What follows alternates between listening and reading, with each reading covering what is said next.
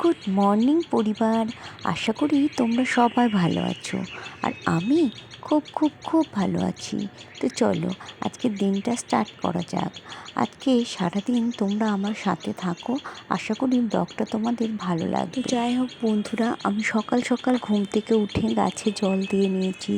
তো গাছে জল দেবার পর আমি আম গাছের গোড়ায় এসে একটু বসি। তো আমি আম গাছের গোড়ায় বসে বসে ভাবছিলাম এই গাছটাতে কত কাঁচা মিঠে আম হয় এই সময়, আর এবছর একটাও আম হয়নি। তো যাই হোক, এই কথা ভাবতে ভাবতে হঠাৎই আমার গাছের দিকে লক্ষ্য পড়ে, না গাছে 6-7টা আম হয়েছে। তো এই আমগুলো দেখে আমার মন খুবই খুশি হয়ে গিয়েছিল।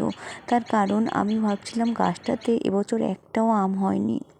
তো যাই হোক বন্ধুরা, আম দেখার পর মন খুশি হয়ে আমি ঘরে চলে আসি। তো ঘরে আসার পর আমি প্রথমেই বিছানাটা ঝেড়ে নিই। তার কারণ বন্ধুরা দেখবে, বিছানাটা ঝাড়ার পর মনে হয় যেন ঘরের অর্ধেক কাজ হয়ে গেছে। আমার এই বিছানা ঝাড়া আর রান্না এই দুটো হয়ে গেলে অনেকটা শান্তি বলে মনে হয়, যেন মনে হয় সংসারের অনেকটা কাজই আমি করে ফেলেছি। তো যাই হোক বন্ধুরা, আমি ভালো করে বিছানাটা চাদরটা চেঞ্জ করে ভালো করে এই চাদরটা বিছিয়ে দিয়ে ভালো করে ঝেড়ে নিয়েছিলাম। তো একদিকে আমি বিছানা ঝাড়ছিলাম আর অন্যদিকে আমি মেয়েকে পড়তে বসিয়েছিলাম। তো যাই হোক, বিছানা ঝাড়ার পর আমি ছাদে চলে আসি। তো ছাদে এসে আমি প্রথমেই আমার এই ব্যাগটাকে মেলে দিই। আর এই যে ব্যাগটা দেখছো না, কালকে আমি এটাকে নিয়ে দিদিভাইয়ের বাড়িতে গিয়েছিলাম। কিন্তু দিদিভাই যে মিষ্টি দিয়েছিল না, সেই মিষ্টির রস এই ব্যাগের মধ্যে পড়ে একেবারে ব্যাগটা নষ্ট হয়ে গিয়েছিল। নষ্ট মানে রস পড়ে গিয়েছিলো। তো যাই হোক, তাই জন্য আমি এই ব্যাগটা ধুয়ে দিচ্ছি। আর এই যে এই গ্রাউন্ডটা দেখছো, এটাও দিদিভাইয়ের। আমি দিদিভাইয়ের বাড়িতে শাড়ি পরে গিয়েছিলাম, কিন্তু যাবার সময় আমি আর আমার হাজব্যান্ড দুজনে গিয়েছিলাম। আর আসার সময় যেহেতু মেয়েও আমাদের সঙ্গে আসবে, তাই ওইভাবে দুদিকে পা দিয়ে বসা যাবে না শাড়ি পরে। তাই আমি আসার পথে দিদিভাইয়ের গাউনটা পরে নিয়েছিলাম আর আমার শাড়িটা ব্যাগে নিয়ে নিয়েছিলাম। তো যাই হোক, জামা কাপড়গুলো আমি কেচে দিয়ে মেলে আমি নিচে চলে আসি। আর হ্যাঁ বন্ধুরা, এখানে যেহেতু জামা কাপড় মেলার যে ক্লিপ থাকে, এই ক্লিপগুলো ভেঙে গেছে, তো কিনবো করে কেনা হচ্ছে না। তো যাই হোক, আমি আমার মাথার ক্লিপটা দিয়ে ব্যাগটা আটকে দিয়েছিলাম, কিন্তু ব্যাগটা কিছুক্ষণ থাকার পরেই পড়ে যায়। তো আমি কি করি, আমাদের ছাদের উপরে যে কলটা রয়েছে, তো সেখান থেকে আবারও ব্যাগটাকে ধুয়ে দিই। এইভাবে আমার ছাদে বেশ কিছুক্ষণ সময় থাকতে হয়েছিল। তার কারণ অনেকগুলো জামা কাপড় ছিল, সেগুলো মেলতে তো অনেকটা টাইম লাগবে। তো যাই হোক, আমার মোটামুটি কাচা কমপ্লিট হয়ে গেছে, মেলাও কমপ্লিট হয়ে গেছে। তো আমি নিচে চলে যাই। নিচে গিয়ে দেখলাম মেয়ের শরীরটা খুব একটা ভালো নেই। ও আমাকে কিছু বলেনি, কিন্তু ওর মুখ দেখে মনে হলো শরীরটা ভালো নেই। তো ওকে আমি জিজ্ঞাসা করলাম, বাবি তোমার কি হয়েছে? তো পরে কথাটা বলছি। যাই হোক বন্ধুরা, তোমরা যারা আমার মতো কম দামের ফোন ইউজ করে ভিডিও করছো এবং ভিডিও করতে গিয়ে দেখছো মেমোরি ফুল হয়ে যাচ্ছে, তো তোমরা এরকম একটা মেমোরি কার্ড কিনে নিতে পারো। তো আমি দেখলাম ভিডিও করতে গিয়ে মেমোরি ফুল হয়ে যাচ্ছে, তো আমি একটা এরকম মেমোরি কার্ড কিনে নিয়েছি। তো আমার মতো যারা নতুন আছো, তো তারা, এবং ফোনটাও কম দামের, তো তারা এরকম মেমোরি কার্ড ব্যবহার করতে পারো, তাতে তোমাদের উপকারও হবে। তো যাই হোক, আমি আমার ফোনে আজকে মেমোরি কার্ডটা লাগিয়ে নেব। তোমরা আমার এই ছোট্ট পরিবারের সদস্য হয়েও আমাকে যেভাবে পাশে থাকছো, একটা দুটো কমেন্ট করছো, তো আমাকে প্রতিনিয়ত ভিডিও করার শক্তি যোগাচ্ছ। তাই বলছি, আমার মতো তোমরা যারা যারা নতুন ভিডিও করছো, তারা ভয় পেও না। তো এইভাবে এগিয়ে চলো, দেখবে সফলতা একদিন আসবেই। আর আমরা যদি এইভাবে একে অপরের সাহায্য করি এবং এগিয়ে চলি, নিশ্চয়ই সফলতা একদিন আসবেই। তো যাই হোক বন্ধুরা, আমি সবজি কাটতে কাটতে শেষ প্রান্তে চলে এসেছি। তো ফ্রিজের মধ্যে অনেক দিন থেকেই কিছু ক্যাপসিকাম রাখা ছিল, তো আমি ক্যাপসিকামটাকেও কেটে নিচ্ছি। এটা অবশ্য আমি কালকে বা আজকে রান্না করব না, এটা আমি কদিন পরেই করব। কালকে দিদিভাইয়ের বাড়ি থেকে আসার পর অনেকটা রাত হয়ে গিয়েছিল, তাই তোমাদের সাথে তেমন কিছু শেয়ার করতে পারিনি। আর আজ মেয়েকে অনেক দেরি করে ঘুম থেকে তুলেছিলাম, কিন্তু তারপরেও দেখলাম ওর শরীরটা খুব একটা ভালো নেই। জ্বর জ্বর ব্যাপার, মানে জ্বর জ্বর ভাব, জ্বর ঠিক নয় তবে জ্বর জ্বর ব্যাপার। যাই হোক, ওকে আজকাল স্কুলে পাঠাইনি। তো স্কুলে যেহেতু পাঠাইনি, তাই ভাবলাম কিছুটা সময় হাতে রয়ে গেছে, তো ভাবলাম সবজিগুলো কেটে নেওয়া যাক ফ্রিজে। মানে বেশি কিছু সবজি নয়, বিশেষ করে ক্যাপসিকামটা নষ্ট হয়ে যাচ্ছিলো, সেগুলো কেটে নিই। আর কালকে দিদিভাইয়ের বাড়ি থেকে যে পেঁপে এনেছিলাম, সজনে ডাঁটা এনেছিলাম, বেগুন এনেছিলাম, তো বেগুনটা রেখে দিয়েছি, সজনে ডাঁটা আর পেঁপেটা কেটে নিয়েছি। তো তোমাদের একটু দেখিয়ে নিই। এখানে দিদিভাইয়ের বাড়ি থেকে আনা পেঁপে আর সজনে ডাঁটাটা কেটে নিয়েছি, নিয়ে একটা প্লাস্টিকের মধ্যে রেখে দিয়েছি।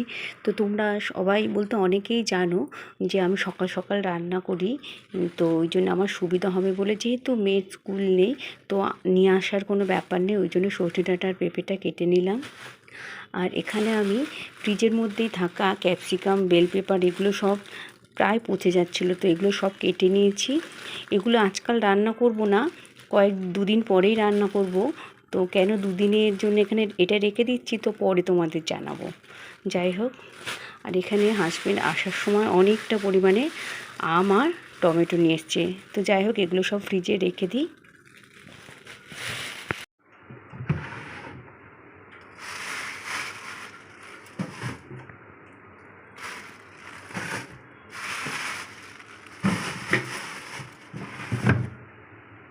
স্নান করতে অনেকটাই টাইম লেগে গেছে, কারণ এই যে আমি এই সোনার দুলটা আজকে খুঁজে পাচ্ছিলাম না।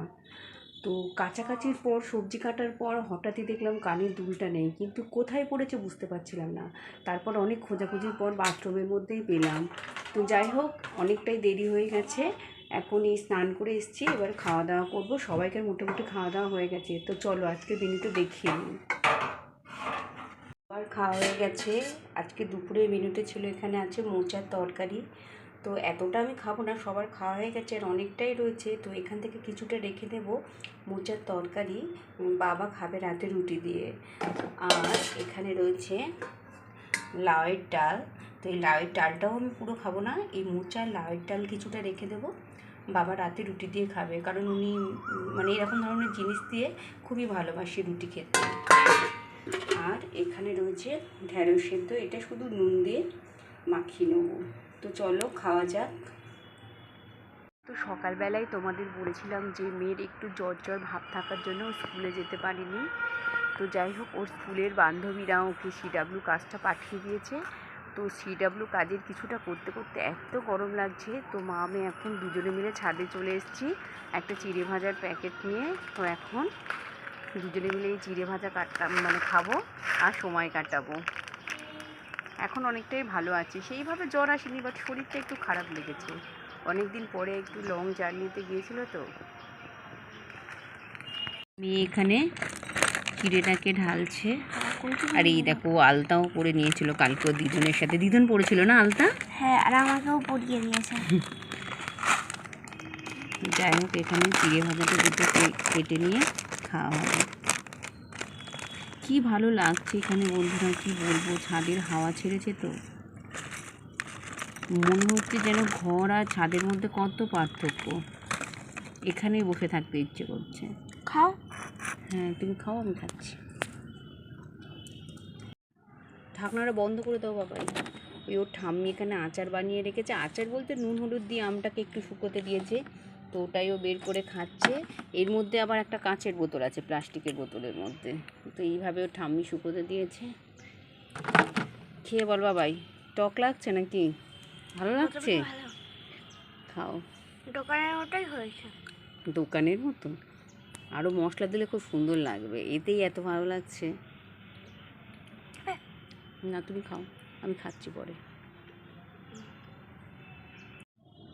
তো যাই হোক বন্ধুরা, যেহেতু ওর স্কুলের সিডাব্লিউর কাজ পুরোটা কমপ্লিট হয়নি, তো ওটা করতে আমাদের অনেকটাই টাইম লেগে যাবে, তাছাড়া অন্যান্য কাজও রয়েছে। তো এরপর আমরা নিচে গিয়ে পড়তে বসবো আর ওই কাজগুলো সব কমপ্লিট করব।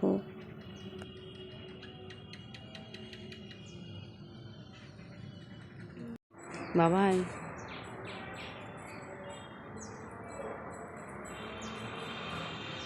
চলে আসো, এবার চলে যাব।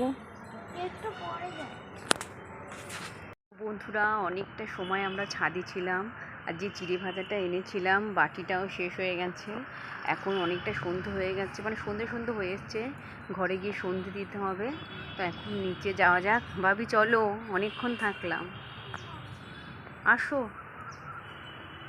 আসো। তো ঘরে যাওয়া যাক, সন্ধে দেওয়া যাক।